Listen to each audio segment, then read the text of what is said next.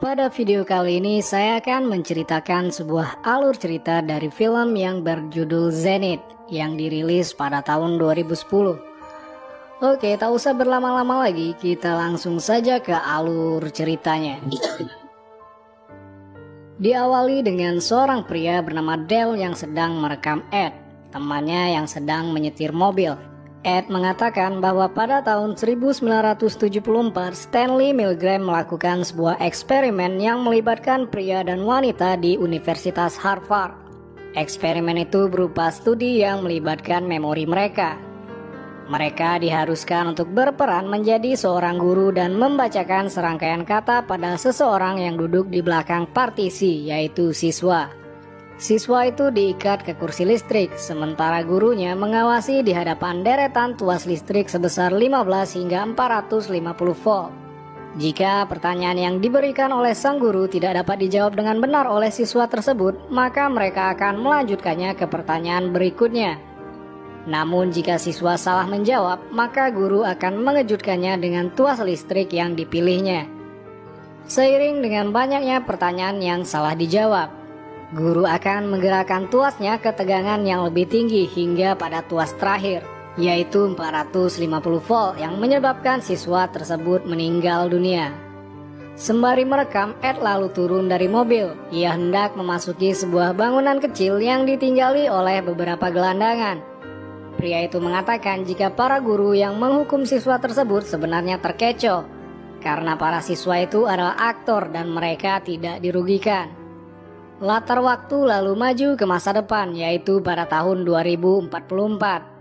Seorang pemuda bernama Jack Crowley terlihat sedang merekam dirinya sendiri yang sedang menceritakan beberapa perasaan yang sedang dialaminya. Ia lalu memutar kembali ingatannya saat tengah berada di sebuah hotel yang memiliki reputasi buruk. Ia masuk ke sebuah kamar yang di dalamnya terdapat dua buah koper berwarna hitam dan putih, yang masing-masing memiliki tanda tambah di atasnya. Ia membuka salah satunya yang berisi semacam obat-obatan. Ketika hendak membalikan tubuhnya, terdengar suara tembakan di belakangnya. Rupanya ia hampir saja ditembak oleh seorang pria tak dikenal. Beruntung Nimble, teman Jack yang berada di belakangnya lebih dulu menembak pria tersebut. Di tempat lain, Jack tengah mencoba sendiri obat yang akan dijual pada orang lain di pasar bebas. Obat yang mengandung zat penyebab rasa sakit itu sangat laris, bahkan dijual dengan harga yang sangat tinggi.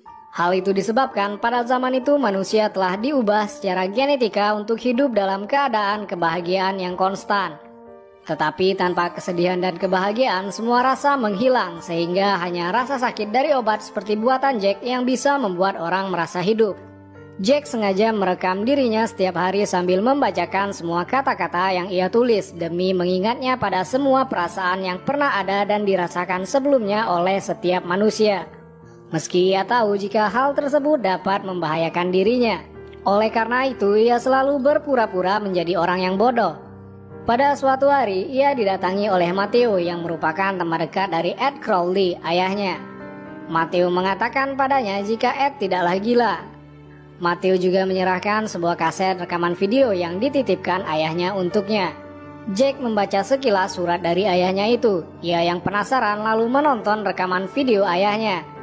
Kaset pertama hanya berisi serangkaian foto lama dan video Ed yang seorang pendeta sedang memberikan khotbah di gereja. Ed dahulunya menjadi seorang pendeta karena ia tidak percaya pada Tuhan, namun ingin meyakininya. Ia berharap dengan menjadi pendeta maka dirinya dapat membantu membawa perubahan baik di sekitarnya.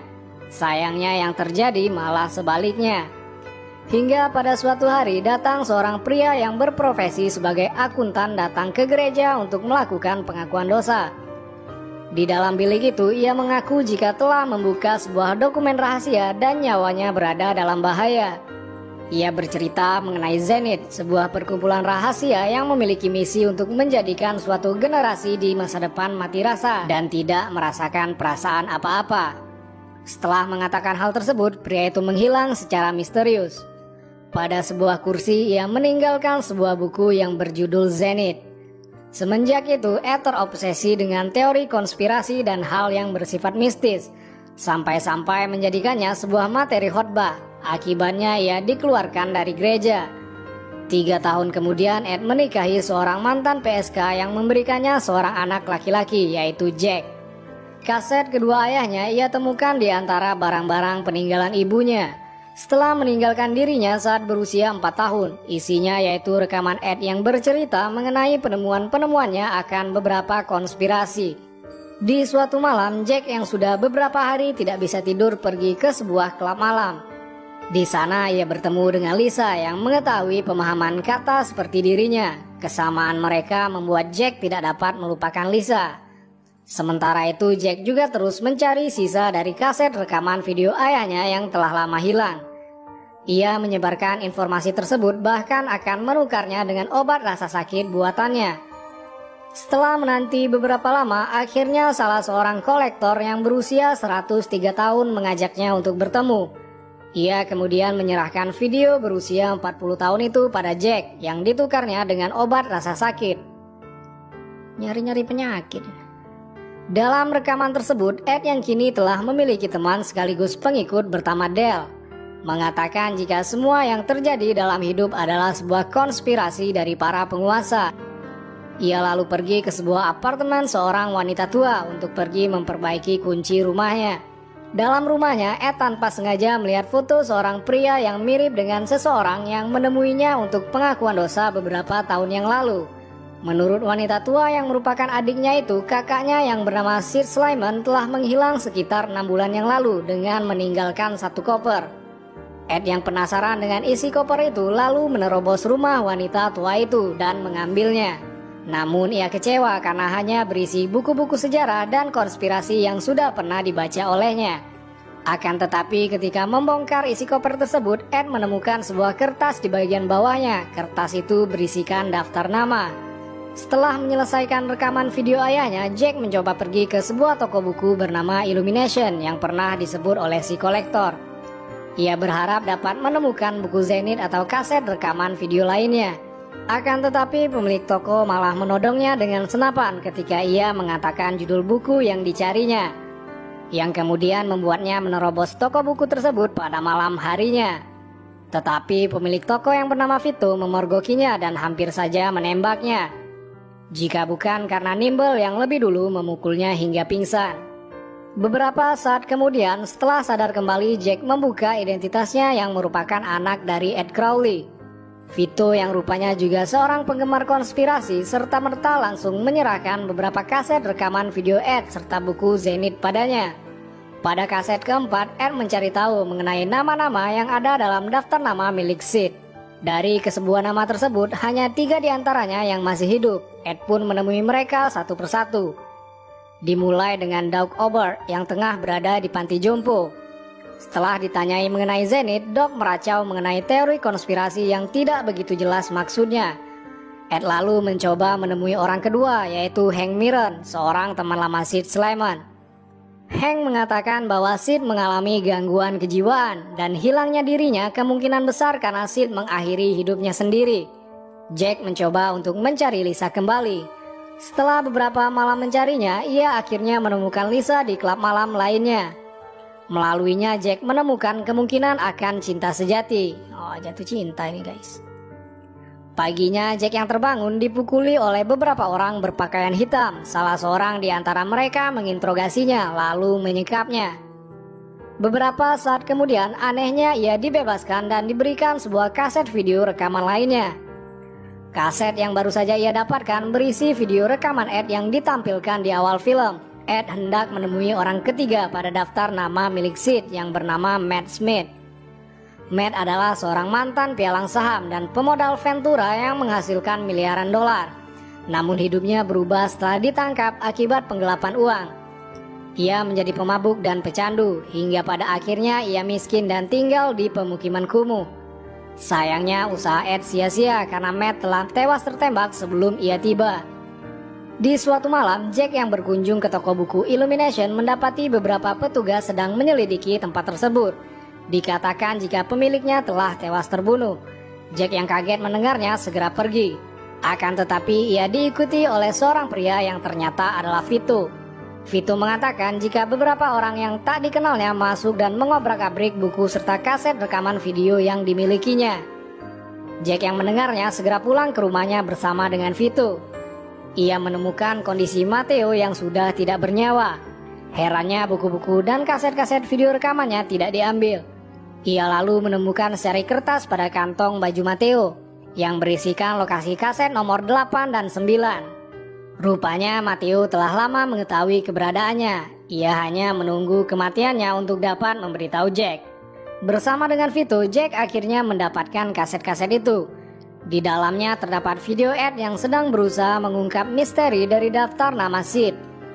Del memintanya untuk menghentikan semua aksinya tersebut karena Ed terdengar seperti orang gila dengan pikiran-pikirannya itu. Merasa tersinggung, Ed pergi meninggalkan apartemen Del. Akan tetapi pada saat berada di luar, ia ditodong pistol oleh Hank yang mengancamnya untuk masuk ke dalam mobil. Di dalam mobil terlihat perawat pria yang waktu itu Ed temui saat mengunjungi Doc dan kamera pun dimatikan. Sementara itu Jack mulai lelah dengan semua teori konspirasi yang diceritakan oleh ayahnya melalui video rekamannya. Vito mengingatkannya untuk segera mencari kaset terakhir, akan tetapi Jack memutuskan untuk pergi menemui Lisa. Saat Jack memutuskan untuk pergi dari kota bersama dengan Lisa, Vito mengatakan jika dirinya mendapat kaset video rekaman yang ke-10. Ia bahkan bertemu dengan putra Sid yang ternyata bernama Rudolf Berger atau Rudy, yang rupanya merupakan ayah dari Lisa.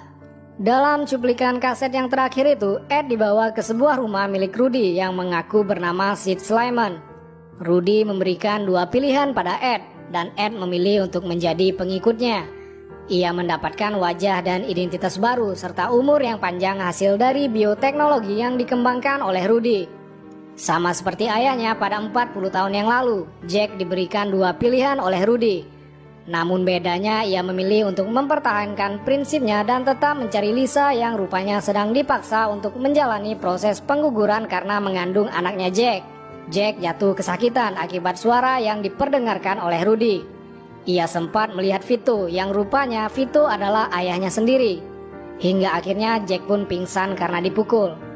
Esok paginya Jack terbangun di sebuah tempat tidur.